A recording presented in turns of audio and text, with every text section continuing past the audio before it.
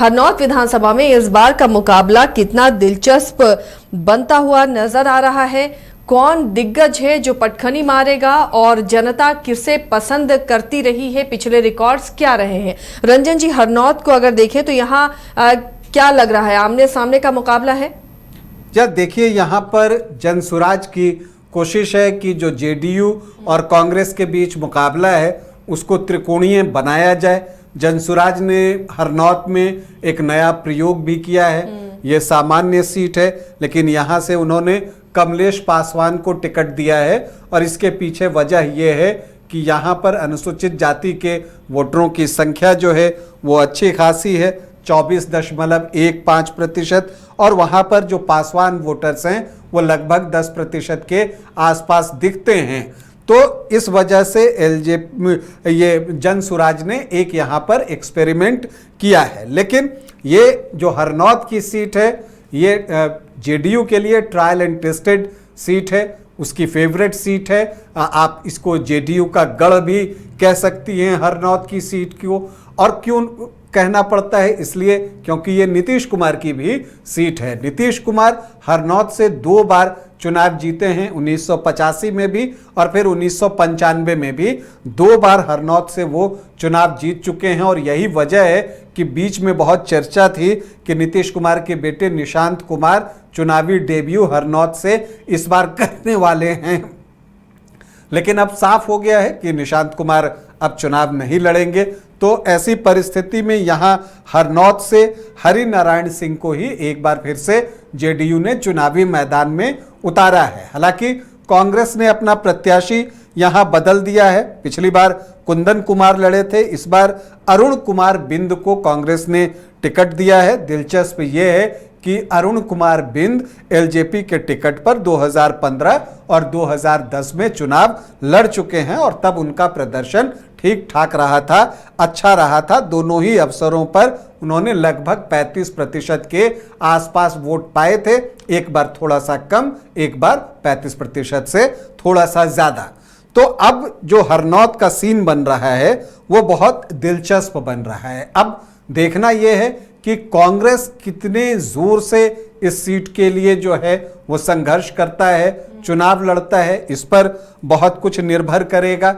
देखिए यहाँ पर हरि नारायण सिंह जो हैं 3 बार से वो चुनाव जीत रहे हैं। 2010 में जीते, फिर 2015 में जीते, फिर 2020 में जीते। आप सीनियर लीडर हैं और अगर आप देखिएगा उनको तो कई अवसरों पर जो है वो चंडी विधानसभा से भी विधायक चुने गए हैं। इनफैक्ट वो 9 बार के विधायक हैं। 6 बार चंडी से चुनाव जीता है उन्होंने और 3 बार जो है हरनौत से उन्होंने चुनाव जीता है। तो एक एक्सपीरियंस है और अगर जी हाँ और 9 बार से जीत रहे हैं तो मतलब क्षेत्र में एक उनकी कुछ पकड़ भी है। इसके अलावा नीतीश कुमार का नाम ही काफी है हरनौत के लिए। तो यहाँ पर वो चीजें जो है वो दिख रही हैं।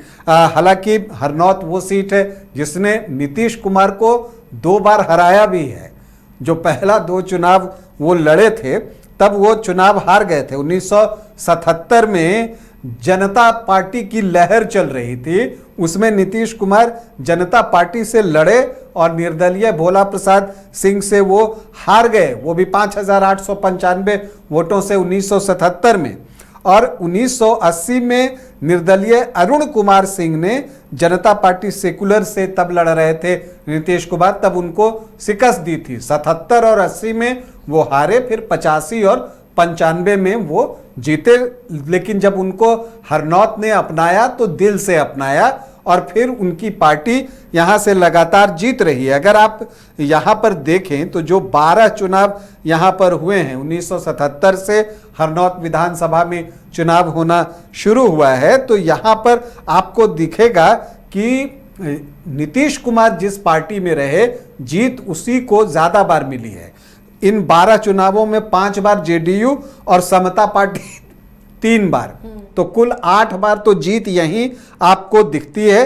और निर्दलीय 3 बार जीते हैं, लोकदल 1। मतलब कि बाकी पार्टियां जो है कोई जीत नहीं सकी हैं। ना आरजेडी को कभी यहाँ जीत मिली, न कभी कांग्रेस को यहाँ जीत मिली, न एलजेपी को यहाँ जीत मिली, न बीजेपी को यहाँ पर जीत मिली। सिर्फ जदयू का दबदबा है। तो यहाँ जदयू का दबदबा दिखता है। हालांकि आप अगर यहाँ के समीकरण को भी हम देखें कि क्या कुछ कहता है, तो यहाँ पर अनुसूचित जाति के वोटर्स 24.15% हैं। यहाँ पर मुस्लिम वोटर्स जो हैं बहुत कम हैं, न के बराबर, आधा प्रतिशत, सिर्फ उनकी संख्या इतनी है। यादव 14 से 16% है।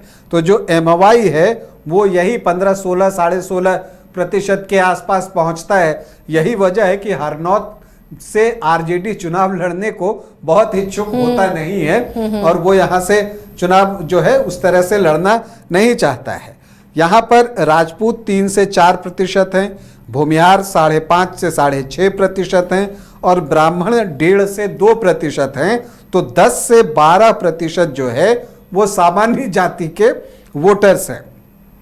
कुशवाहा 1 से 1.5% हैं, लेकिन जो नीतीश कुमार का कोर वोट है, कुर्मी वोट, वो 25 से 27% है और ये एक मुश्त नीतीश कुमार की पार्टी को ज्यादातर अवसरों पर पड़ता है। इस बार क्या होगा ये देखना दिलचस्प है। इसके अलावा वैश्य जो हैं वो 7 से 8% हैं।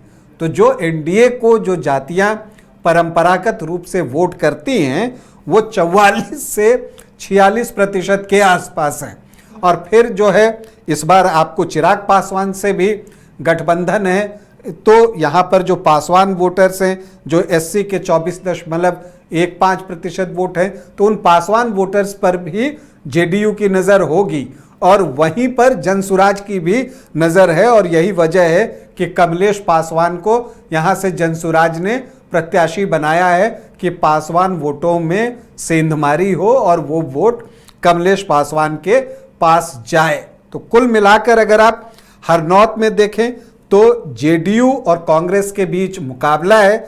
अब इसमें जनसुराज जो है क्या कुछ करिश्मा कर पाता है, इस पर बहुत कुछ निर्भर करेगा। लेकिन एक दिलचस्प बात जरूर है कि अरुण कुमार बिंद भी जो है वो मजबूत कैंडिडेट हैं। और जो यहाँ पर आप देखती हैं कि जो अन्य ओबीसी ईबीसी हैं, चूंकि यहाँ पर आपको मैं देख रहा था कि बिंद, केवट, मल्ला भी 3 से 3.5% के आसपास हैं। और फिर अन्य जो अति पिछड़ी जातियां हैं, नोनिया हैं और जो बाकी हैं, वो कितना जो है उनकी तरफ वोट करते हैं कांग्रेस की तरफ, इस पर बहुत कुछ निर्भर करेगा कि अरुण कुमार बिंद जो हैं अदर ओबीसी और ईबीसी में कितना वोट अपने लिए निकालते हैं और क्या वो जो है कांग्रेस के नाम पर सामान्य जाति के वोटरों में भी कुछ सेंधमारी कर पाते हैं। क्योंकि ये सब जब वो जोड़ लेंगे तब मुकाबला जो है वो कांटे का होगा। क्योंकि पिछली बार ममता देवी जो हैं यहाँ से जेडीयू की बागी कैंडिडेट थी, वो दूसरे स्थान पर आ गई थी, कांग्रेस तीसरे स्थान पर चला गया था और उनको 24.1% वोट आया था ममता देवी को। और तब जाकर हरिनारायण सिंह की जीत जो है वो 27,241 वोटों की थी। तो इसीलिए यहाँ पर जो चुनाव होगा हरनौत में वो इस बात पर डिपेंड करेगा कि अरुण कुमार बिंद जो है कांग्रेस के और आरजेडी के जो महागठबंधन के वोट हैं एमवाई, उसको इंटैक्ट रखते हुए अदर ओबीसी ईबीसी और जो अनुसूचित जाति के वोटर्स हैं उनमें से कितना हिस्सा निकालते हैं। अगर वो ठीक ठाक हिस्सा निकालेंगे तो कांटे का मुकाबला हरनौत में देखने को मिल सकता है। तो हरनौत में भी इस बार मुकाबला बेहद दिलचस्प है। इस बार क्या यहाँ पर परिपाटी बदलती है, इस पर हमारी नजर बनी रहेगी। कैंडिडेट कितनी टक्कर दे पाते हैं, जनता का मिजाज कैसा होगा, लगातार आपको बताते रहेंगे। तो फिलहाल आज के लिए इतना ही। अगले दिन फिर हाजिर होंगे किसी और विधानसभा सीट के साथ। तब तक के लिए दीजिए इजाजत। नमस्कार।